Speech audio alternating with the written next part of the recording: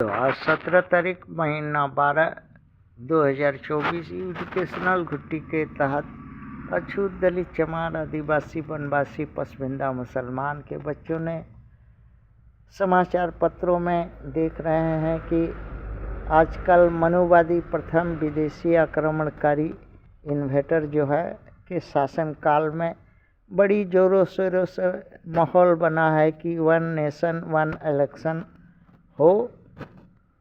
मनुवादियों का कहना है कि 28 राज्यों में और 8 केंद्र शासित प्रदेशों में अलग अलग चुनाव करने पड़ता है हर 5 साल के भीतर हर साल, और इसमें पैसा बहुत खर्चा होता है। सेना, पुलिस, निर्वाचन कर्मचारी, मशीन, ट्रांसपोर्ट सब लगाने पड़ता है हर साल। इसके बाद पंचायत, निकाय और सब है, और 3000 पार्टियां रजिस्टर्ड हैं, निर्दलीय हैं, 8 नेशनल पार्टियां हैं और सब हैं रीजनल पार्टियां हैं।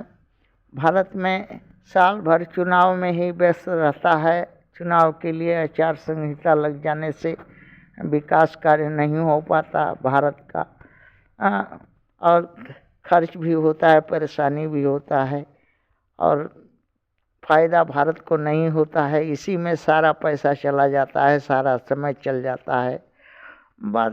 बच्चों ने देखा कि बात सही है, इसमें कोई गलती नहीं बोल रहा है सब, हाँ, किंतु बच्चों की मन की बात है कि बच्चों ने कहा कि इसके पीछे एक मनुवादी सोच है, गुलाम बनाए रखने का, अपना सत्ता सरकार बनाए रखने का एक आशंका है।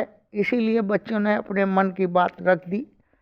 बोला कि ठीक है, बिना पैसा में भी चुनाव हो सकता है भारत में, बिना आचार संहिता में भी चुनाव हो सकता है भारत में, बिना परेशानी में भी चुनाव भारत में संपन्न हो सकता है। जनप्रतिनिधि चुनना है तो जनप्रतिनिधि देश को मिल जाएंगे, इसमें कोई बड़ी बात नहीं है। किंतु सिर्फ बड़ी बात यह है कि टारगेटेड जनप्रतिनिधित्व हो, हाँ, कि टारगेट रखे कि हाँ गरीबी जो है 100% मुक्त कर देंगे 1 साल में, और इतना रोजगार 100% रोजगार कर पाएंगे। कोई आदमी हाथ बेकार नहीं रहेगा, कोई भी भूमिहीन, धनहीन, अवसरहीन नहीं रहेगा, सभी को करेंगे। इस तरह का टारगेट बनाइए, जनप्रतिनिधि ये वादा करे कि हाँ हम इस तरह से करेंगे।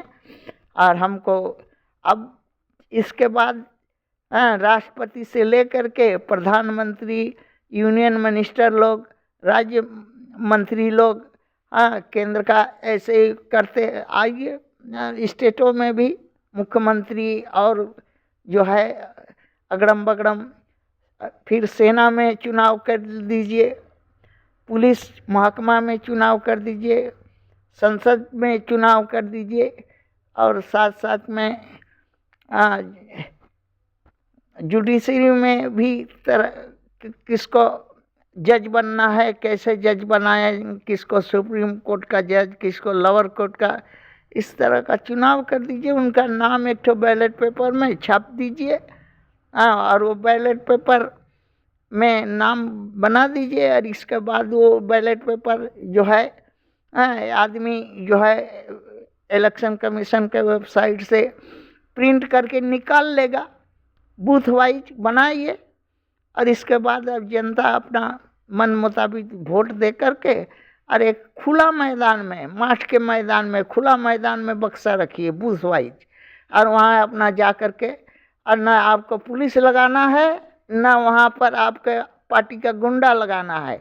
जनता को अपना वोट का हिफाजत करने के लिए डंडा ले करके वोट देने जाना है, और कोई भी बदमाशी करे प्रशासन का आदमी उसको कस के ठोकाई दे देना है जनता को। जनता अपना वो वोट का, मत का अपना खुद स्वयं रखवाल करे, और इसके बाद वोट जिसको है उसको दे करके, इसके बाद जहाँ मान ली 7 बजे से वोट शुरू होता है, 5 बजे अगर ख़त्म हो जाता है शाम को, उसी दिन तत्काल जो है, उसी दिन तत्काल बूथ वाइज गिनती होगा। गिनती हो करके 7 बजे 8 बजे ले गिनती हो करके, हाँ, बहुत से 12,000 15,000 वोट एक बूथ पर होते हैं, और 12-15,000 बैलेट पेपर गिन करके इसके बाद किसको किस जनप्रतिनिधि को किस चुनाव चिन्ह पर किसको कितना वोट मिला लिख करके 2 कॉपी बनावे, एक वहाँ बूथ पर साट दें और एक ठो अपना जो है ले करके चल जाएं, अपना अर्ची पर्ची भी लेके चल जाएं, जो कुछ करना है करें। हाँ, ये काम कर दें।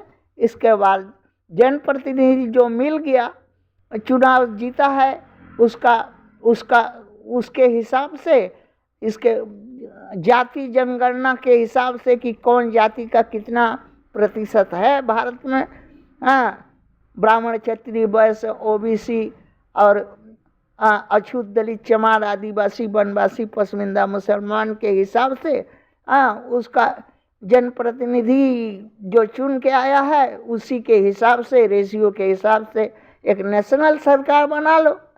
क्या है, नेशनल सरकार बना करके और चलाओ देश को, और जो वादा किया टारगेट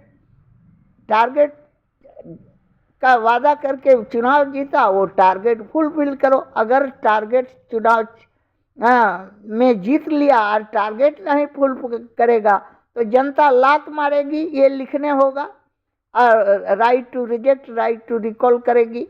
हाँ, इसके बाद मैला घोर करके उस जनप्रतिनिधि प्रधानमंत्री को मैला पिलाएगी और खिलाएगी और मूत पिलाएगी।